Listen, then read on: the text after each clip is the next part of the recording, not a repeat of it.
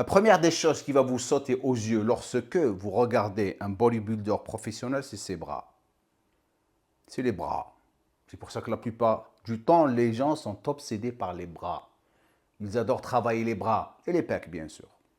Aujourd'hui, je vais partager avec vous les 15 meilleurs ou top bras dans l'histoire de bodybuilding. Ce que je vais partager avec vous aujourd'hui, c'est mon classement personnel, mon choix personnel par rapport à ce que je vois devant moi. Vous pouvez avoir le vôtre, ok? Donc, c'est juste mon opinion par rapport aux critères. Quels sont les critères? Les critères, bien sûr, du classement vont être basés sur le biceps, c'est-à-dire le chef long, chef court, le triceps, le chef latéral médial et, bien sûr, la portion longue ou la longue portion. Les avant-bras, bien sûr, le brachio-radial, fléchisseur, c'est-à-dire ulnaire et radial. Lorsque on juge un bras, ce n'est pas juste les biceps ou les triceps ou les avant-bras. C'est la globalité du bras par rapport aux autres parties de corps. Je vais élaborer sur ça à la fin de la vidéo, donc je vous encourage à rester jusqu'à la fin. Je vais commencer avec le 15e jusqu'au gagnant. En 15e position, j'ai mis Sergio Oliva. Bien sûr, la plupart des old schoolers vont commencer à être choqués. Pourquoi j'ai mis Sergio Oliva? Parce que dans l'histoire de bodybuilding, les années 60, fin 60, 70, c'était Sergio qui avait les bras les plus énormes. Mais le problème de Sergio, c'était bien sûr les proportions. Il n'avait pas de pic sur les biceps. Il avait des biceps qui étaient longs, des triceps qui étaient aussi un petit peu courts sur un bras et un tout petit peu long sur l'autre. Il avait un brachio-radial qui était énorme et un brachial qui était énorme. Et aussi, il avait des bras qui étaient longs, mais malgré ça, la masse qu'il avait sur les biceps était énorme, spécialement au niveau des avant-bras. C'est pour ça que je lui ai donné 4 pour les biceps, 5 pour les triceps et bien sûr 5 pour les avant-bras. En 14e position, j'ai mis Larry Scott. Alors Larry Scott, c'était dans les années 60. Et Larry Scott, c'était le premier bodybuilder qui a eu les bras les plus énormes dans l'histoire. Ils étaient incroyables pour les années 60, sérieusement.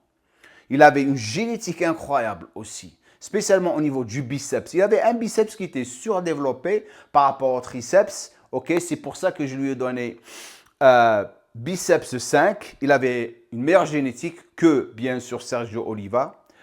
Donc, je lui ai donné 5 pour les biceps, 4 pour les triceps et 4 pour les avant-bras.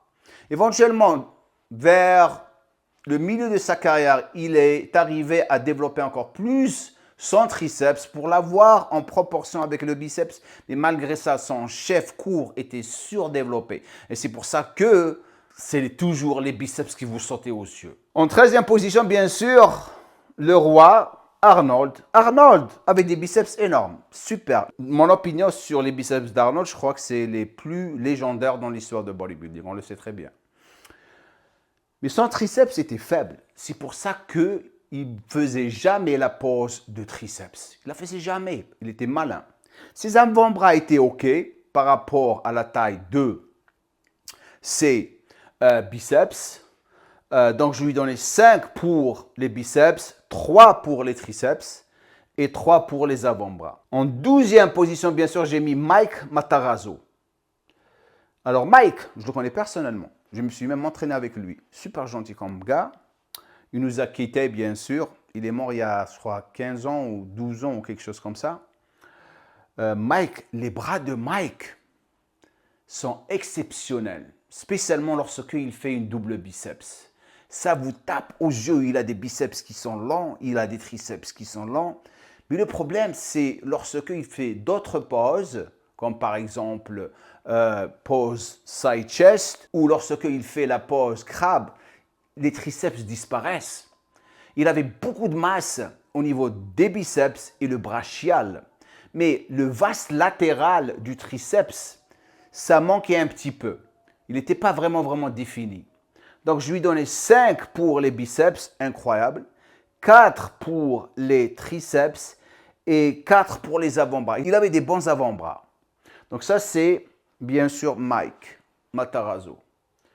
En 11e position, ça c'est mon compagnon d'entraînement anglais, JD Dawoudou. Alors JD, moi je les ai vus devant moi.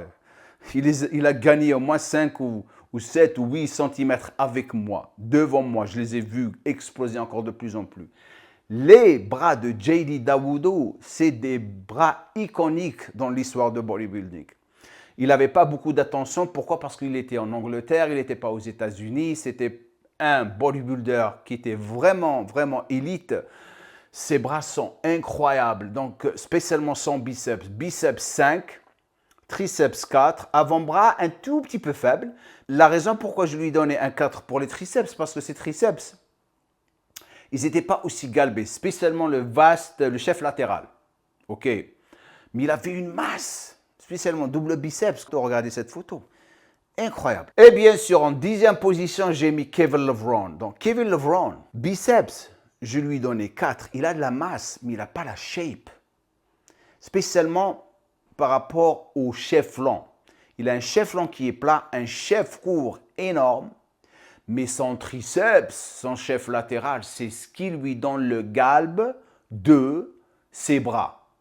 Spécialement lorsqu'il fait une side chest, regardez, ou lorsqu'il fait les triceps de côté. Mais lorsqu'il fait double biceps, ses bras ne sont pas aussi beaux que lorsqu'il fait side chest et la pose triceps. Les avant-bras, ils sont un petit peu faibles par rapport au reste. Donc, je me retrouve à lui donner bien sûr 4 pour les biceps, 5 pour les triceps, incroyable triceps en vérité, et 3 pour les avant-bras. En 9e position, notre 8 fois Monsieur Olympia, Ronnie Coleman. Donc, Ronnie Coleman, il a des bras qui ont explosé lorsqu'il était au top. Mais après, ils ont commencé à vraiment perdre de la masse, à s'atrophier. Le plus il gagnait de la masse. Je ne sais pas ce qui s'est passé. Ok. Son biceps par rapport au triceps, il est un tout petit peu faible. Je suis en train de parler faible par rapport à la taille et par rapport au niveau. Parce que ces athlètes que vous êtes en train de voir ici, la plupart, ils ont plus de 50 et 52 et 54 et même des fois 55 cm de tour de bras. Par rapport à la taille, par rapport à la shape, on parle du top ici. Donc, par rapport à son niveau, son biceps était un tout petit peu court par rapport au triceps. Lorsqu'il fait une side triceps, il se faisait toujours détruire par la plupart, spécialement lorsqu'il est avec Kevin Levrone. Okay? Donc, mais ça reste des bras qui sont énormes par rapport au physique. Mais ce qui est marrant avec Ronnie, c'est que lorsqu'il a pesé 140 kilos sur le podium, je me rappelle, il était tellement énorme, ses pecs, ses dorsaux, ses jambes, que ses bras, malgré qu'ils étaient énormes, ils étaient un petit peu faibles par rapport au reste. Donc, je lui donnais 4 pour biceps, 4 pour triceps et 4 pour avant-bras. Avant de continuer, maintenant, posez la vidéo. Dans la section des commentaires, dites-moi quel est votre classement. OK? Parce qu'il y a beaucoup de bras dans le monde de bodybuilding. Moi, je choisis les personnes qui sont vraiment iconiques. En 8e position, bien sûr, enfin, 8e classement, en descendant, ça, c'est, j'ai mis Paul Dillett. Alors, Paul Dillett, les bras, regardez-moi ça. Il a des bras qui sont longs et qui sont énormes. Pourquoi je dis ça? Parce que la plupart du temps, ce qui va décider la taille des bras, c'est la longueur des bras. Et je vais vous expliquer dans pas longtemps. Lui, lorsque on fait presque 1m86, 87, et la longueur de ses bras, malgré ça, par rapport à sa génétique, il avait des bras qui étaient vraiment tellement énormes, tu n'arrêtes pas de les regarder, parce que j'ai passé du temps avec lui. Pour ses biceps, je lui donnais 4. Pour ses triceps, je lui donnais 5. Il a un super triceps. Et avant-bras, il a des bons avant-bras, je lui donnais un 4. OK. Donc, Paul Dillett, ses bras étaient énormes aussi. Maintenant, avant de continuer avec le prochain, Si vous êtes ici pour la première fois, je vous encourage à vous abonner à ma chaîne de YouTube. Et petit j'aime serait super cool de votre part. L'autre chose, si vous êtes un coach sportif ou quelqu'un qui veut devenir un coach sportif, vous avez un lien au-dessous de cette vidéo. Je vous encourage à cliquer, bien sûr, si vous voulez rejoindre mon équipe de coach sportif et apprendre à coacher proprement, c'est-à-dire devenir élite. C'est une formation incroyablement complète de l'entraînement, de la nutrition, de la programmation, mais surtout de la personnalisation. Et la personnalisation, c'est ce qui fait la différence avec les autres formations. J'avais déjà quelques connaissances, mais je peux te dire qu'avec cette formation, je suis passé au level supérieur. J'aimerais aussi parler de Jamcore, qui est un formateur exceptionnel et qui, malgré son emploi du temps très chargé, se montre toujours disponible et à l'écoute. Et aussi commencer à monétiser et éventuellement, si vous apprenez à monétiser par rapport à ce qu'on va vous apprendre, c'est-à-dire le marketing, vous aurez la chance ou vous pouvez travailler avec moi personnellement et monétiser encore plus. Ok? Donc, vous avez le lien pour rejoindre mon équipe au-dessous de cette vidéo pour toutes les modalités. En 7e position, bien sûr, Ronnie Winkler avec le triceps le plus énorme dans l'histoire de bodybuilding. Regardez ça. Mais c'est quoi ça? On était choqués lorsqu'on l'avait vu pour la première fois. Ses bras sont beaux, mais son biceps par rapport à son triceps, un tout petit peu faible. Pas trop, ok? Donc, qu'est-ce que j'ai fait? Je lui ai donné 4 pour le biceps, 5, même 6, 7, 8 pour le triceps, parce que c'est un classement sur 5, et 4 pour les avant-bras. En 6e position, j'ai mis, Big Ramy. Ramy, lorsque il est arrivé sur scène, ses bras étaient parfaits. Le plus il a évolué, le plus il a commencé à les perdre, comme Ronnie Coleman. Je ne sais pas ce qui s'est passé avec ses bras. Mais si je me base sur lorsqu'il était arrivé, regardez cette photo, mais regardez ses bras, ils sont parfaits. D'ailleurs, j'allais le mettre à la place de Phil Heath. Et après, j'ai commencé à voir vraiment comment Phil Heath était. Donc, j'ai gardé le même classement. Big Ramy, biceps 5. 4 triceps, 4 avant-bras. Pour moi, personnellement, si Big Ramy, j'ai déjà parlé de ça dans le passé, si Big Ramy n'avait pas perdu ses proportions avec la taille de ses jambes et avait amélioré encore plus son dos, l'épaisseur, il serait Monsieur Olympien au moins 8 fois ou 10 fois, sérieusement. Big Ramy était victime du sport de bodybuilding. J'ai déjà fait une vidéo sur lui, regardez cette vidéo ici, vous allez savoir pourquoi. Ok. Maintenant arrive à Krizo. Alors Krizo, il vient tout juste d'arriver. Les bras de Krizo, il n'y a rien à dire. Hein. Incroyable. Incroyable. Énorme. Biceps, je lui donnais 5. Triceps 4. Et avant-bras 4. Krizo, si le reste de son corps était en proportion avec ses bras, c'est-à-dire son dos, et bien sûr la longueur de son torse, n'était pas aussi long comme il l'a maintenant, c'est-à-dire moyen, je vous jure que Krizo aussi serait Monsieur Olympia. Et bien sûr, fessiers, travaille sur ses fessiers et tout. 4e position, j'ai mis Phil Heath. Alors, biceps, 5. Triceps, 5. Avant-bras, 4. Les bras de Phil Heath, il n'y a rien à dire. Il a des bras bien proportionnés. Bien proportionné par rapport à tout. Ce qui les rend encore plus incroyables, c'est la génétique de sa peau. Ça veut dire quoi? Restez jusqu'à la fin, vous allez découvrir pourquoi. En 3e position, j'ai mis Flex Wheeler, le sultan de symétrie. Flex Wheeler, je le connais personnellement, j'ai vu ses bras devant moi. Incroyable. Incroyable. Par rapport à sa shape, par rapport à tout. Donc, je lui donnais 5 pour les biceps, 4 pour les triceps et 4 pour les avant-bras. Le problème avec Flex, c'est que lorsqu'il est rentré dans la scène, ou sur scène, ses bras étaient parfaits. Il a commencé à gagner de la masse. Ils étaient vraiment parfaits, secs, durs, striés. Et après, il a commencé à s'injecter les bras, les épaules. Il a détruit ses bras. Il les a détruits. Mais si on prend le flex, lorsqu'il ne s'injectait pas les bras, il avait les bras parfaits. Super bien symétriques. En deuxième position, Nick Walker. Nick Walker, il n'y a rien à dire. Biceps, 5. Triceps, 5. Avant-bras, 4. Parce que ces deux-là, énormes par rapport à l'avant-bras. Il n'a pas des bonnes proportions. Un tout petit peu. Hein. Mais ses bras... Et le plus il avance, le plus il les entraîne, le plus il gagne encore plus de masse. Comme Chryso. Ils ont ce problème quand tu n'as vraiment entraîné leurs bras.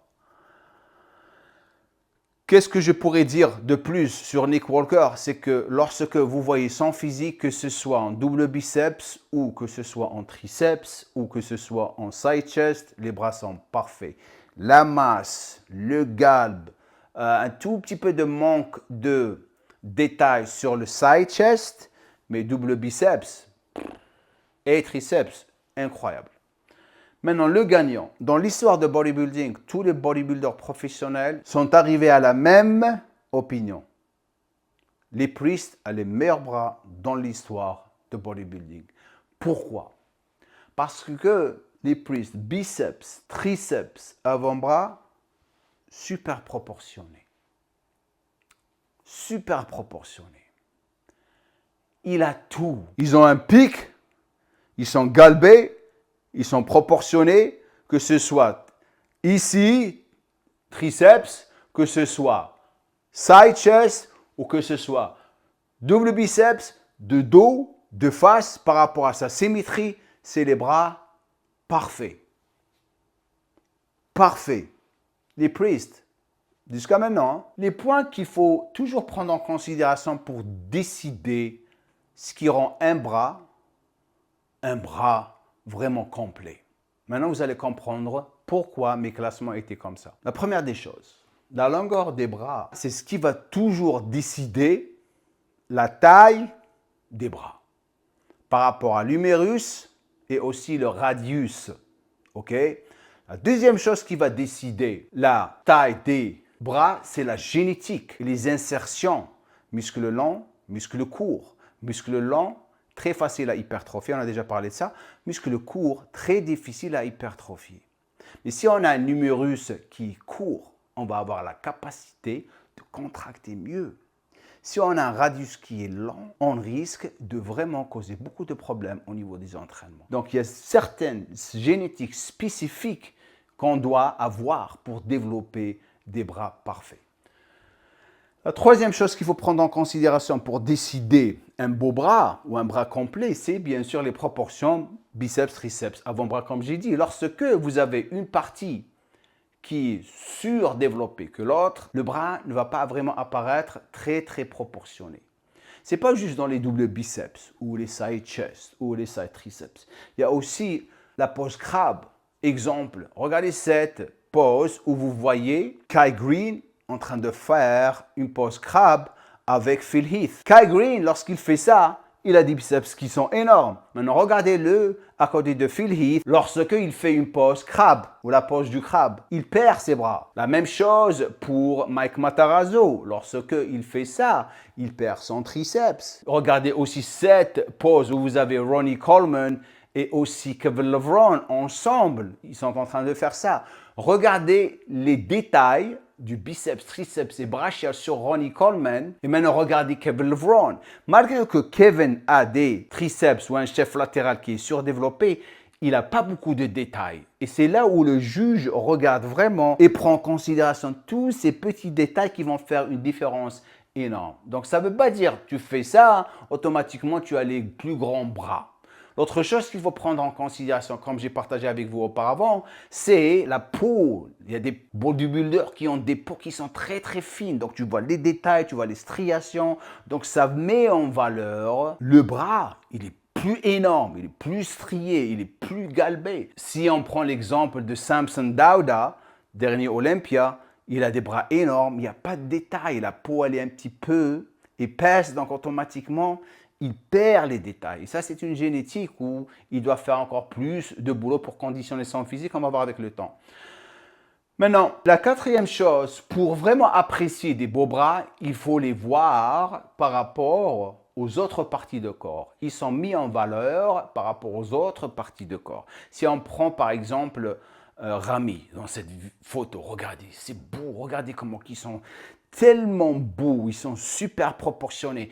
Il y a la partie gauche, elle n'est pas bien posée. S'il avait ouvert un tout petit peu, ses bras auraient été plus énormes et il aura encore un meilleur V. Il a un bras qui est bien posé et l'autre qui est vers l'intérieur comme ça. Donc, tous ces détails, il faut les prendre en considération. Ce n'est pas juste faire la position comme ça. Et en conclusion, bien sûr, ça c'est le bodybuilding. Les personnes sont jugées sur les proportions, pas juste les bras. Mais certains athlètes vont toujours être reconnus pour la taille de leurs bras. Et dans ma carrière, mes bras étaient symétriques par rapport au reste de mon physique. Je n'avais pas des bras qui étaient disproportionnés par rapport à mon physique. Donc, et tout était super proportionné. Ça, c'est moi personnellement. Mais je rêvais d'avoir des bras comme Ronnie Coleman et des personnes comme, je sais pas moi, Lee Priest, parce que je voulais avoir ça. Mais ce n'était pas ma génétique. Moi, mon très grand point fort était mes proportions, ma symétrie. OK? On arrive à la fin. Merci d'avoir pris le temps de rester jusqu'à la fin. On reviendra encore plus avec une autre vidéo. Si vous voulez que je fasse les pecs, les dorsaux, les jambes, laissez-moi un commentaire en bas. Et bien sûr, on le fera dans le futur. Quelque chose de nouveau. OK? Allez, comme je dis à la fin de chaque vidéo, plus gueule!